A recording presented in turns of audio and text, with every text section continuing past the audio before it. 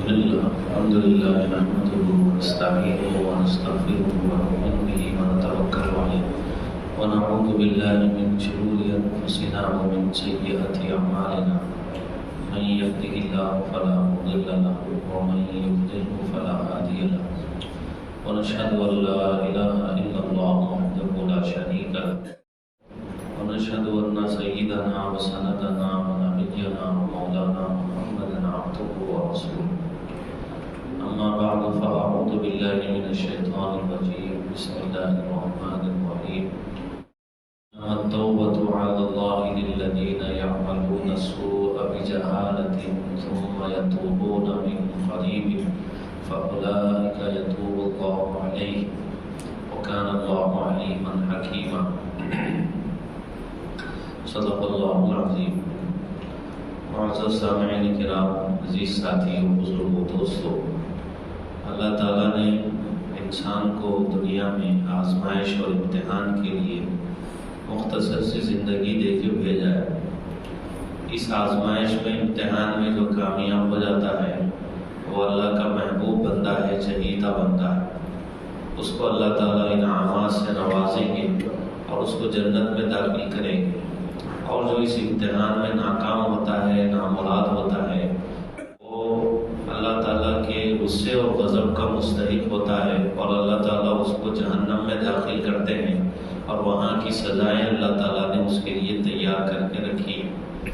انسان کو جو زندگی ملی ہوئی ہے، جب تک اس کی سانس باقی ہے، جب تک زندگی باقی ہے، اس وقت تک اس کو توبہ کا موقع ہے، چانس ہے، اور وہ توبہ کر کے اپنے رب کو منا لے اور راضی کر لے. اور جب زندگی ختم ہو جائے گی، آدمی کی سانس اکھڑ جائے گی، اس کے بعد وہ توبہ کرے گا تو پھر اس کی توبہ، اس وقت کی توبہ کا کوئی اعتبار ہی نہیں. یا پھر یہ کہ حالت غرغرے میں بندہ مبتلا ہو جائے، موت کے فرشتے اس کو دکھائی دینے لگے، ایسے موقع پہ وہ توبہ کرنا چاہے گا تو بھی اس کی توبہ قبول نہیں ہوگی. ایسے موقع پر فرعون نے بھی توبہ کی تھی اور کہا تھا آمنت انہ لا الہ الا الذی آمنت بہ بنو اسرائیل وانا من المسلمین.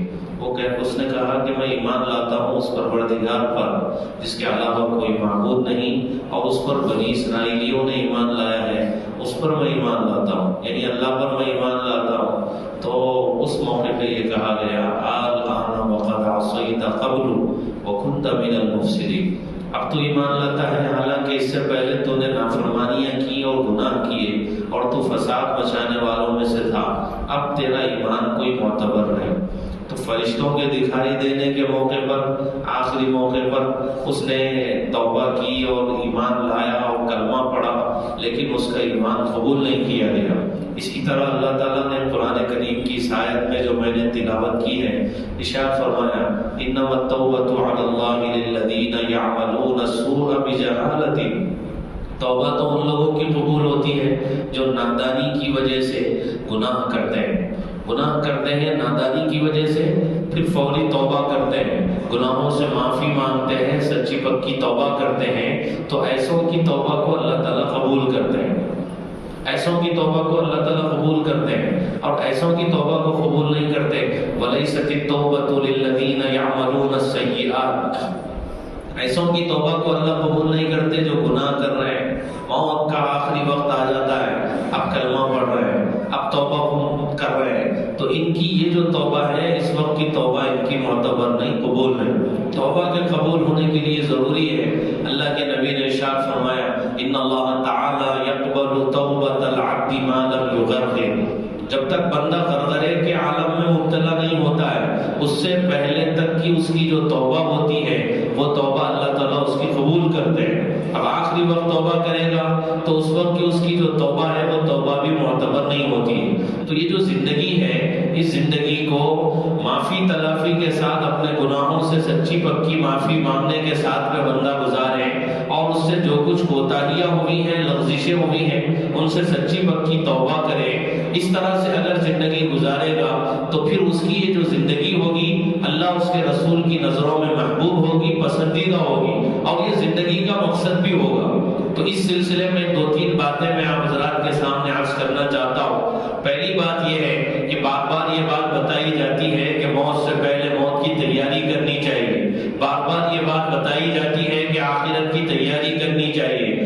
بار بار یہ بات بتائی جاتی ہے کہ دنیا میں ہم آئے اسی لیے ہیں کہ یہاں رہ کر وہاں کے لیے کچھ کریں اور تیاری کریں۔ اب یہ تیاری کیسی کرنی چاہیے، تو اس سلسلے میں چند باتیں آپ حضرات کے سامنے میں رکھنے کی کوشش کروں گا۔ پہلی بات یہ ہے میرے دوستو کہ اللہ تعالیٰ نے مسلمان مردوں پہ عورتوں پہ نماز کو فرض قرار دیا ہے۔ یہ ایک اہم ترین فریضہ ہے، اس فریضے کو ہر حال میں ادا کرنا ہے۔ مردوں کے لیے، عورتوں کے لیے نمازوں کا پڑھنا انتہائی ضروری ہے، اور یہ اہم ترین عبادت ہے۔ بغیر پڑھے کہ یہ معاف ہونے والی بھی نہیں ہے۔ اگر کسی بندے سے نماز چھوٹ جائے کسی عذر کی وجہ سے، تو پھر ایسی صورت میں شریعت یہ حکم دیتی ہے کہ پہلی فرصت میں وہ اس نماز کے قضا کی فکر کرے، پہلی فرصت میں نماز کے قضا کی فکر کرے۔ تو یہ تیاری ہے، یہ موت کی تیاری اور آخرت کی تیاریوں میں سے سب سے اہم ترین جو تیاری ہے وہ یہ ہے کہ ہم نمازوں کی پابندی کا اہتمام کریں، نمازوں کی پابندی کریں، اہتمام سے نمازیں پڑھیں۔ ہم سے اگر نمازیں چھوٹ جائیں تو پہلی فرصت میں ان نمازوں کو ادا کرنے کا اہتمام کریں، ان نمازوں کی قضا کی فکر کریں۔ اس کا سب سے آسان طریقہ یہ ہے کہ ہر نماز کے ساتھ میں ایک نماز اگر قضا کر لی جائے گی تو ایک دن میں ایک دن کی نمازیں قضا ہو جائے گی، ایک مہینے میں ایک مہینے کی نمازیں قضا ہو جائے گی، ایک سال میں ایک سال کی نمازیں قضا ہو جائے گی۔ اگر اسی طرح قضا کرتے کرتے موت کا فرشتہ آ جائے اور اس کی زندگی وفا نہ کرے اور زندگی کا چراغ بجھ جائے، تو کل قیامت کے دن یہ عذر اور بہانہ وہ پیش کر سکتا ہے کہ اللہ میں نے تو کوشش شروع کی تھی، نمازوں کی قضا کا اہتمام کر رہا تھا اور نمازیں قضا بھی میں کر رہا تھا، لیکن میری زندگی نے وفا نہیں کی اور زندگی کا چراغ بجھ گیا اور موت کا فرشتہ آ گیا اور زندگی ختم ہو گئی، جس کی وجہ سے میں نمازیں قضا نہیں کر سکا۔ تو یہ بہانہ وہاں پہ چل سکتا ہے اگر نمازوں کی قضا کا اہتمام ابھی سے شروع کر دیں۔ یہ انتہائی ضروری ہے۔ آپ نے سنا ہوگا کہ ایک بھائی نے اپنی بہن کو دفنایا، اس کا انتقال ہونے پر دفنانے کے بعد میں جب گھر آیا تو گھر آنے کے بعد میں اس کو ایسا محسوس ہوا کہ اس کے جیب میں جو روپیوں کی تھیلی تھی، وہ اشرفیوں کی جو تھیلی تھی، وہ قبر میں گر گئی ہے دفنانے کے دوران۔ تو اس کو افسوس ہوا، اس نے سوچا کہ ابھی میں جاؤں گا تو لوگ دیکھیں گے اور لوگ کیا سمجھیں گے۔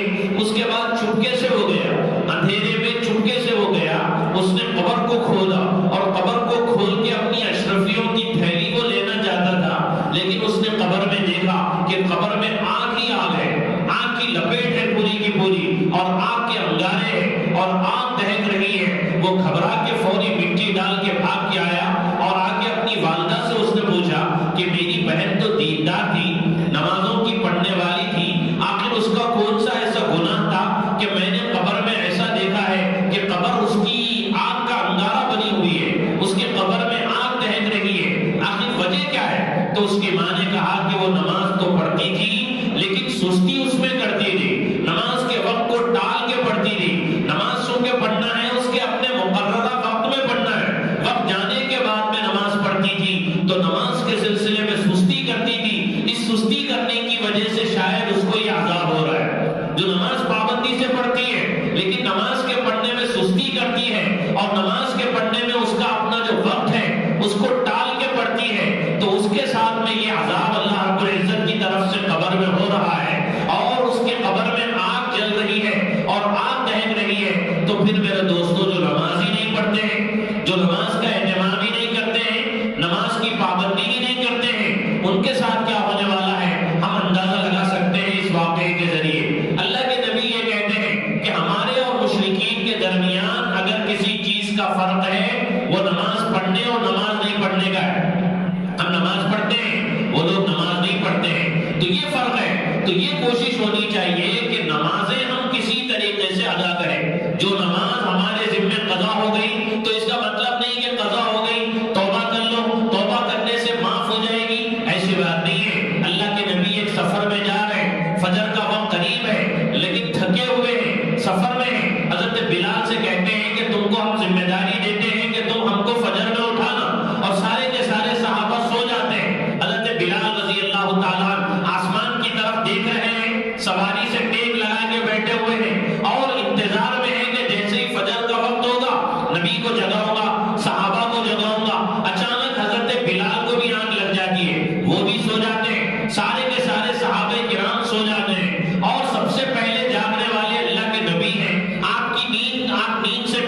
ہوتے ہیں اس وقت میں جبکہ فجر کی نماز کا وقت چلا جاتا ہے. نماز کا وقت جانے کے بعد میں آپ نیند سے بیدار ہوتے ہیں. پھر حضرت بلال کو جگاتے ہیں تو بلال اپنا عذر بیان کرتے ہیں. اس کے بعد آپ کہتے ہیں یہاں سے چلو.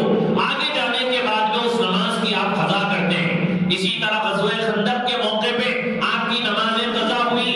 آپ نے ایک ساتھ نمازوں کو پھر صحابہ کرام کو جمع کر کے ان نمازوں کی نبی رحمت صلی اللہ علیہ وسلم نے قضا فرمائی.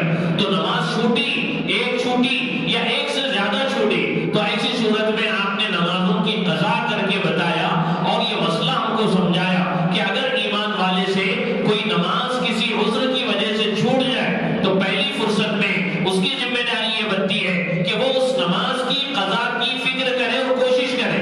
اس کا آسان طریقہ جو میں نے آپ کو بتایا، ایک تو یہ کوشش ہونی چاہیے کہ اب آئندہ میں کوئی نماز قضا نہیں کروں گا، اب آئندہ میں کوئی نماز نہیں چھوڑوں گا، چونکہ اسلام میں اس کا کوئی حصہ ہی نہیں جو نماز نہیں پڑھتا. جو نماز نہیں پڑھتا وہ تو مسلمان ہی نہیں. کیسی سخت وعیدیں ہیں نماز چھوڑنے والے کے سلسلے میں. اللہ کے نبی یہ کہتے ہیں جو جان بوجھ کے نماز چھوڑ دے وہ تو کافر ہو گیا. من ترک الصلاۃ متعمدا فقد کفر. ایسی سخت ترین وعیدیں ہیں اور نماز نہ پڑھنے پہ سخت ترین سزائیں ہیں. اس لیے یہ ایمان والے کے لیے مناسب نہیں ہے. ایمان والے کو یہ زیب نہیں دیتا کہ وہ نماز کو چھوڑے. اگر کسی عذر اور بہان کسی عذر کی وجہ سے نماز اس سے چھوٹ جاتی ہے، اس کی اپنی پہلی ذمہ داری ہے کہ وہ اس نماز کی قضا کی فکر کرے اور کوشش کرے. اب جو نمازیں اس کے ذمے میں رہ گئی ہیں وہ یہ کوشش کرے ہر نماز کے ساتھ میں ایک نماز کی قضا کروں، ہر نماز کے ساتھ میں ایک نماز کی قضا کروں گا. اس طرح سے ایک مہینہ ہوگا، ایک مہینے کی نمازیں قضا ہو جائے گی. ایک سال ہوگا، ایک سال کی نمازیں قضا ہو جائے گی. یہ میرے دوستو انتہائی ضروری ہے. نمازوں کی قضا کی فکر کرنا، کوشش کرنا یہ انتہائی ضروری ہے. چونکہ کل قیامت کے دن سب سے پہلے جو سوال ہونے والا ہے وہ نماز کے بارے میں سوال ہونے والا ہے. سب سے پہلے جو پوچھ ہونے والی ہے نماز کے بارے میں پوچھ ہونے والی ہے. نمازیں اگر صحیح ہیں تو پھر باقی معاملے بھی اس کے ہو سکتا ہے کہ صحیح ہو. نماز میں اگر خامی نکل آئی تو پھر سمجھیے اس کے بعد کے جو دوسرے مسائل ہیں، دوسرے معاملات ہیں، وہ اور زیادہ گڑبڑ ہو جائے گی. اس لیے سب سے پہلے جو سوال ہونے والا ہے نماز کے بارے میں، تو یہ کوشش ہونی چاہیے کہ ہم اپنے بچوں کو، گھر کی عورتوں کو، نوجوانوں کو، سب کو پابند بنائیں. اور ہم بھی کوشش کریں اس بات کی کہ کسی نہ کسی طریقے سے ہم نمازوں کی قضا کا اہتمام کریں، کوشش کریں اور جلدی سے جلدی نمازیں قضا کرنے کی فکر کریں. پتہ نہیں کب موت کا فرشتہ آ جائے. موت کا فرشتہ آنے کے بعد میں اگر مہلت مانگیں گے تو مہلت نہیں ملے گی، وقت مانگیں گے تو وقت نہیں ملے گا، اور کوئی بہانہ کریں گے تو بہانہ بھی نہیں چلے گا، کوئی بہانہ نہیں چلے گا. اللہ نے زندگی دی، صحت دی، جوانی دی، تندرستی دی، سب کچھ اللہ رب العزت نے دیا ہے. اللہ کی دی ہوئی یہ طاقتیں ہیں، صلاحیتیں ہیں، اس کو اللہ کے دین کی دعوت میں، خدمت میں اور اللہ کی عبادت میں، اطاعت میں لگانے کی فکر اور کوشش کرنی چاہیے. تو یہ موت کی تیاریوں میں سے، آخرت کی تیاریوں میں سے ایک اہم ترین تیاری ہے. جب نمازوں کی پابندی کریں گے، نماز اگر کبھی ہماری چھوڑ جائے اس نماز کی قضا کی فکر کریں. کتنے لوگ ایسے ہیں جو نمازیں چھوڑ دیتے ہیں اور اس کی قضا کی فکر اور کوشش بھی نہیں کرتے. یہاں دو مسئلے الگ الگ ذہن میں رکھنا ہے. ایک مسئلہ یہ ہے کہ نماز چھوڑیں گے، نماز چھوڑنے کا گناہ ہوگا، اس گناہ سے توبہ بھی کرنا پڑے. دوسرا کام جو کرنا ہے وہ یہ اس نماز کی قضا بھی کرنی پڑے. دو کام کرنا پڑے گا.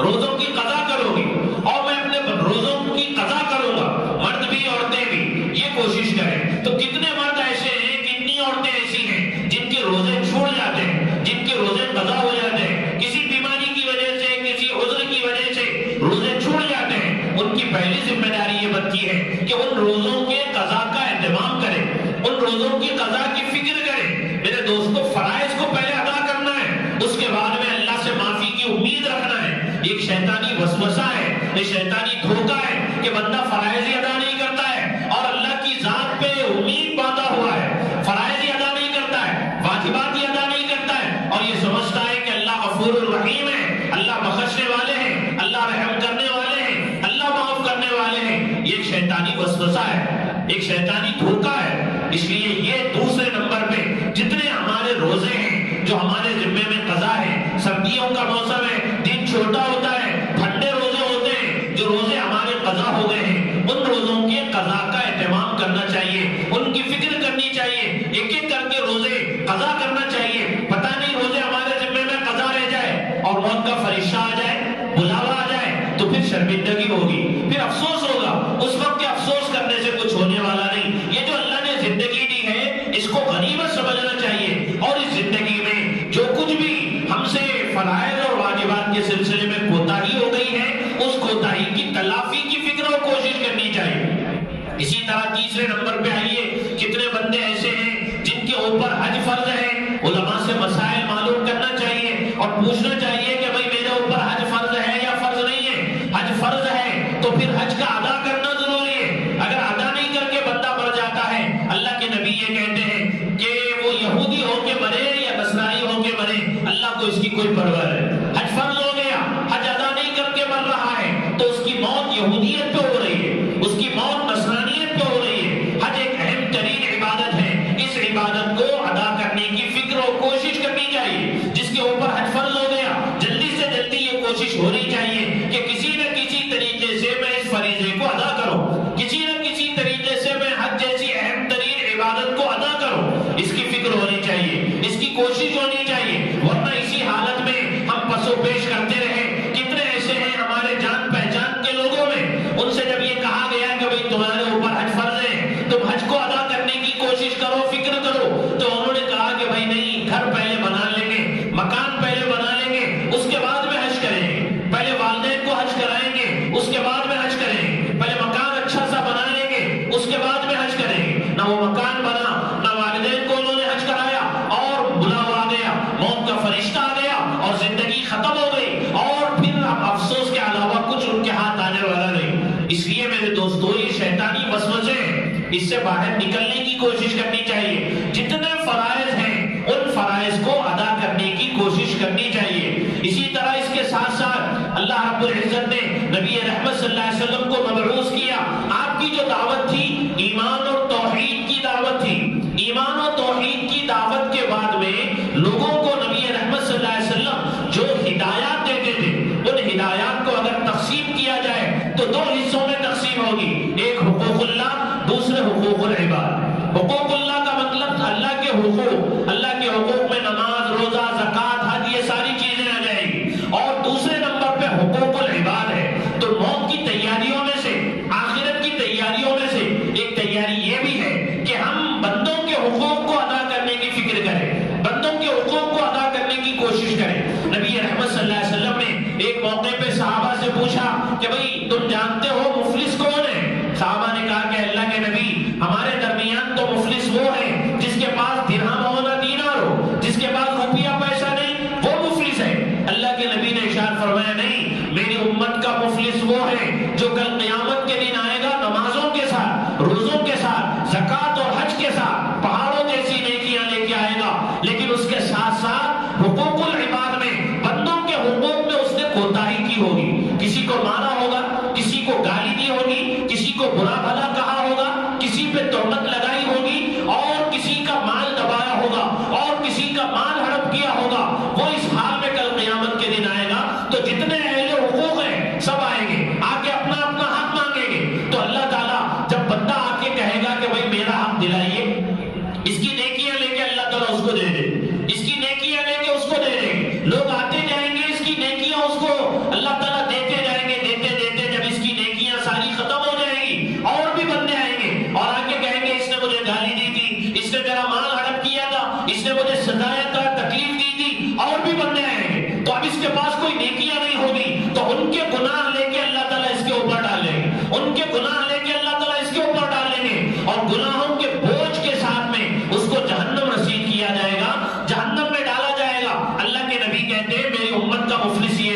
اس کے پاس نمازیں بھی تھی، اس کے پاس روزے بھی تھے، اس کے پاس زکوٰۃ اور صدقہ اور خیرات اور حج اہم ترین عبادتیں تھیں، اس کے باوجود بندوں کو ستایا، بندوں کو گالیاں دی، بندوں کو پریشان کیا، ان کا مال دبایا، ناجائز طریقے پہ ان کا مال حاصل کیا، لوگوں کو تکلیف دی۔ تو یہ جو بندوں کے حقوق کے سلسلے میں اس نے کوتاہی کی تھی، وہ کوتاہی کا صلہ اور سزا اس کو جو ملے گی وہ یہ ملے گی کہ منہ کے بل اس کو جہنم رسید کر دیا جائے۔ تو یہ آخرت کی تیاریوں میں سے اہم ترین تیاری ہے۔ بھئی کسی کو کچھ دینا ہے پہلے دے دے، کسی کو کچھ دینا ہے دے دے، لین دین کا معاملہ کرنا ہے تو لکھا پڑھائی کے ساتھ میں کریں۔ کہیں ایسا نہ ہو کہ کسی سے آپ نے اچھی خاصی رقم لے لی، دوست ہونے کی وجہ سے لکھا پڑھائی کا معاملہ نہیں کیا، اچانک آپ کو کچھ ہو گیا تو جس کو پیسے دینا تھا وہ بیچارہ کس کے پاس جائے گا؟ وہ پریشان ہو جائے گا، اور اس کی پریشانی کی وجہ سے ہو سکتا ہے اس کو کوئی تکلیف پہنچے، بیمار ہو جائے اور وہ دنیا سے چل بسے۔ ایسے بھی واقعات ہو رہے ہیں۔ قرآن کریم کی ہدایت ہے کہ جب ادھار کا کوئی معاملہ کیا جائے، ادھار کا معاملہ کیا جائے تو لکھ لو۔ تو یہ موت کی تیاریوں میں سے، آخرت کی تیاریوں میں سے ایک اہم ترین تیاری یہ ہے کہ بھئی کسی کو ستایا ہے معافی مانگ لی ہے، کسی کو کچھ دینا ہے دے دیں، یا پھر لکھ کے رکھ لیں اور وصیت کر دیں، ہدایت دے دیں، اپنے بچوں کو بتا دیں فلاں کے پاس سے میں نے اتنے پیسے لیے ہیں، اس کو یہ پیسے دینا ہے، کسی طریقے سے ادائیگی کا تم اہتمام کرو، کوشش کرو، بچوں کو پابند بنایا جائے۔ یہ میرے دوستوں موت کی تیاریوں میں سے، آخرت کی تیاریوں میں سے اہم ترین چیزیں ہیں۔ اس کی طرف اگر توجہ دی جائے گی، نمازیں جو ہمارے ذمہ قضا ہے ان کی قضا کی ہم فکر کریں گے، کوشش کریں گے، اہتمام کریں گے۔ اسی طرح جو روزے ہمارے ذمہ قضا ہیں، جو روزے ہمارے ذمہ قضا ہیں ان کی قضا کی ہم فکر کریں گے، کوشش کریں گے، اور استطاعت رکھنے کے باوجود حج ہم نے نہیں کیا ہے تو اس حج کی ادائیگی کی فکر کریں گے، کوشش کریں گے۔ کسی کو کچھ دینا ہے لکھ کے رکھیں گے اور دینے کا اہتمام کریں گے، کوشش کریں گے۔